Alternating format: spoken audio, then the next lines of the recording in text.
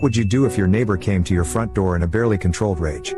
1. I had this happen to me. My family and I were at home one evening, when all of a sudden someone started frantically pounding on my front door. My wife opened the door to the neighbor lady who was crying hysterically. She invited her in, and she told us her husband was in a rage, and had put his hands on her. About that time, the husband came charging through my front door, and began verbally assaulting his wife with profanity at the top of his lungs. In my living room, before I had a chance to address the situation, my older daughter told him to tone it down, at which point he responded with "Shut the F.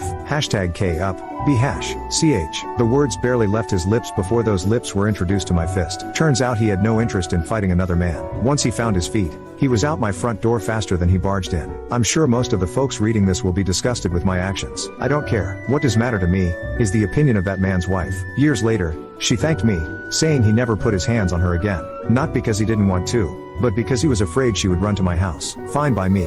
2. Well, being a